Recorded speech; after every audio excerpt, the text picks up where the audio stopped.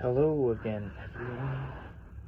This is the second creepypasta story that I will be posting on the YouTube channel. So today we have the story of Laughing Jack. It's a longer story, probably gonna be like around 10 minutes.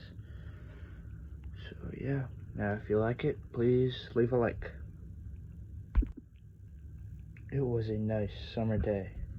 My 5-year-old son, James, was playing outside in the backyard of our suburban home. James has always been a quiet boy. He plays by himself mostly. He never has many friends, but he always has a wild imagination. I was in the kitchen feeding our dog Fido when I heard what sounded like James talking to someone in the backyard. I'm not sure who it was he could be talking to. Could have easily been a friend that he made. Being a single mom, it is hard for me to always keep an eye on my son, so I decided to go outside and check. When I went into the backyard, I was a bit confused because James was the only person back there. Was he talking to himself? I could have sworn I heard another voice. "James, it's time to come inside." I called out to him. He came inside and sat down at the kitchen table. It was about lunchtime, so I decided to make him a turkey sandwich. "James, who were you talking to out there?" I asked. James looked up for a moment. "I was playing with my new friend," he said, smiling. I poured him some milk and continued to pry, as any good mother would. "Does your friend have a name?" "Why didn't you ask him to have lunch with us?" I asked. James stared at me for a moment before replying. "His name is Laughing Jack." I was a bit taken back by what he had said. "Oh, that's a strange name. Why does your friend have that name?" I asked, a bit confused. "He's a clown. He has long hair and a big swirly cone nose. He's got long arms and baggy pants with striped socks, and he always smiles." I realized my son was talking about an imaginary friend.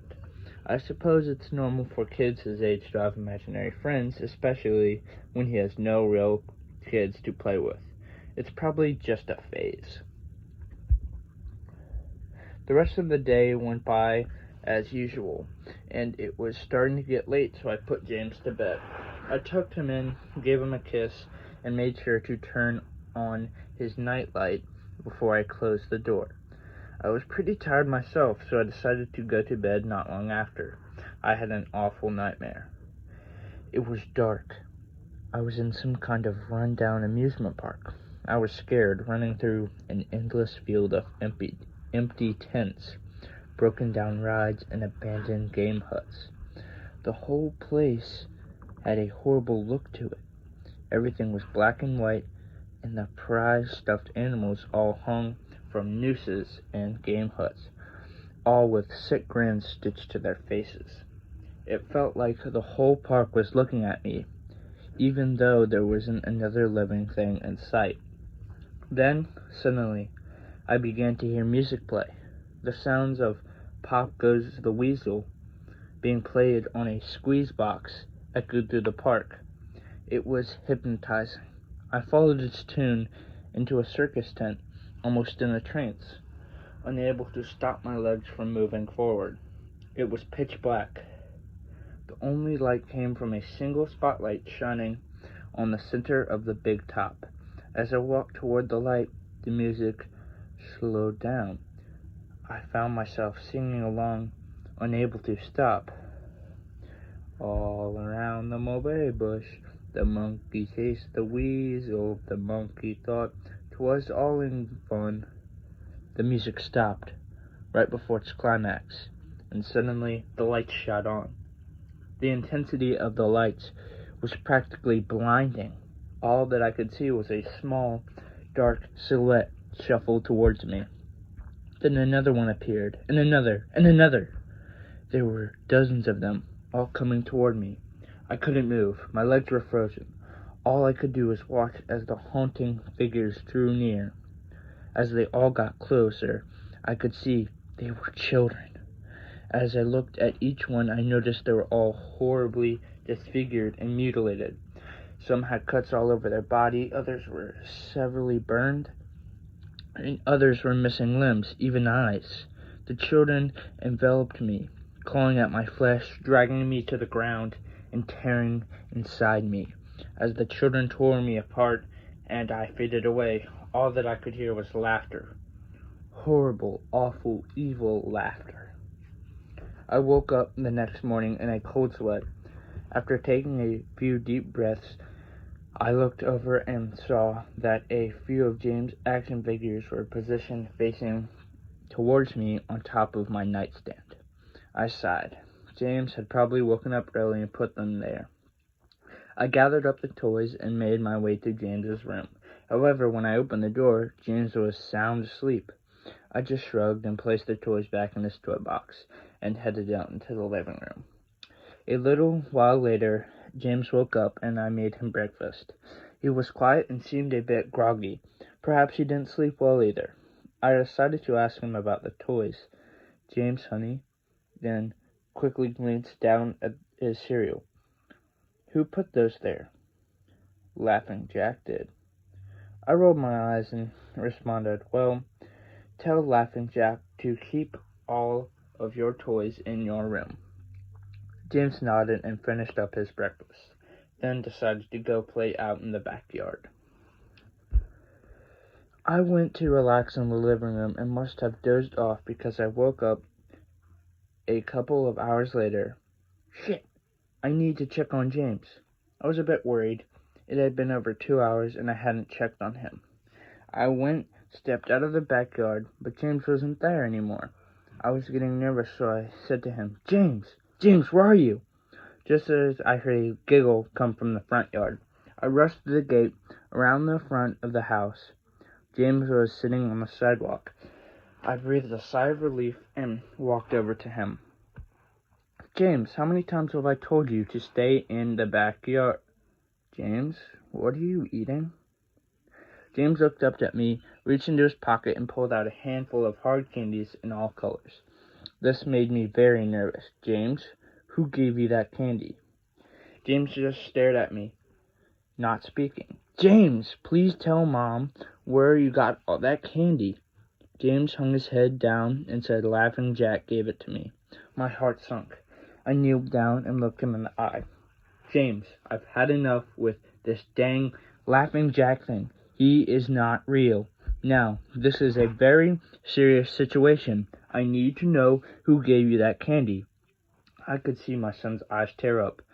But Mom, Laughing Jack did give me that candy. I closed my eyes and took a deep breath.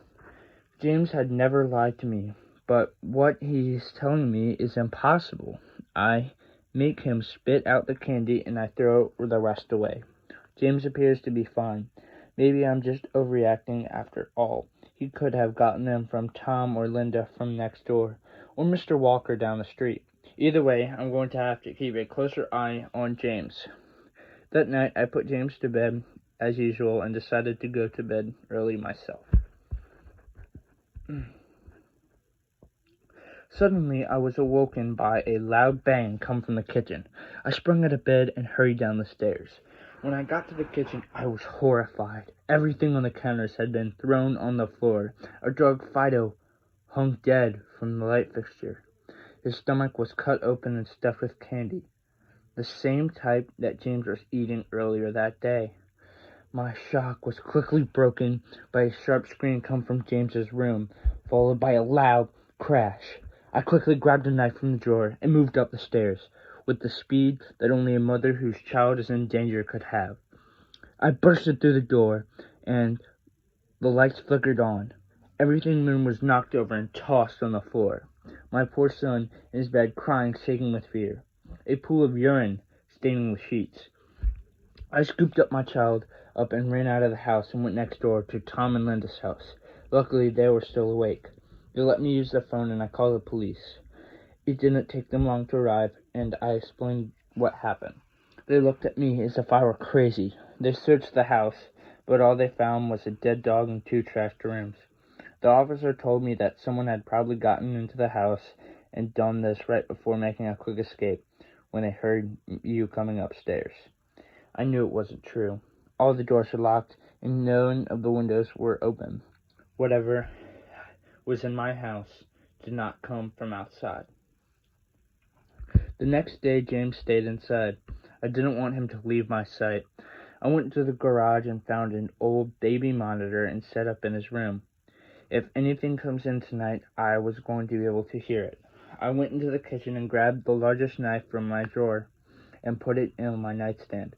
Imaginary friend or not, I'm not letting anything hurt my little boy. Soon enough, night came. I put James to bed. He was afraid, but I promised that I wasn't going to let anything happen to him. I tucked him in, gave him a kiss, and turned the nightlight out. Before closing the door, I whispered, "Good night, James. I love you."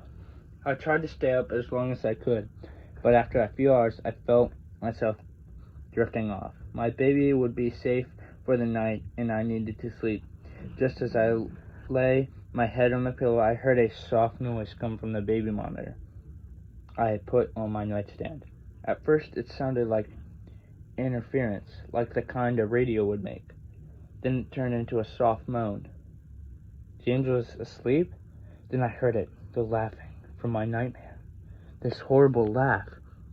I sprung up from the bed and grabbed the knife from under my pillow. I rushed over to James's room and creaked the door open. I tried the light switch, but it wouldn't come on.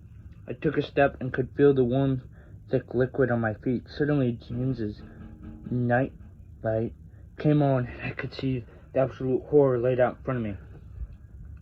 James's body was nailed up on the wall, the nails piercing through his hands and feet.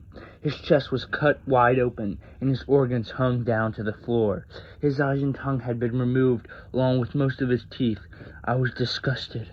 I could hardly believe that was my baby boy. Then I heard it again, the soft, desperate moan. James was still alive. My baby, my poor boy, in so much pain, barely clinging to life. I ran across the room and vomited on the floor, but my sickness was interrupted by a horrible cackle coming from behind me. I spun around while still wiping bile from my mouth. Then, out of the shadows emerged the fiend responsible for all this horror, Laughing Jack. His ghost, white skin, and matted black hair hung down to his shoulders. He had piercing white eyes surrounded with dark black rings. His twisted smile revealed a row of sharp, jagged teeth, and his skin did not look like skin at all. It almost looked like rubber or plastic. He wore a patchy black-white clown outfit with stripes and the way down most of his body.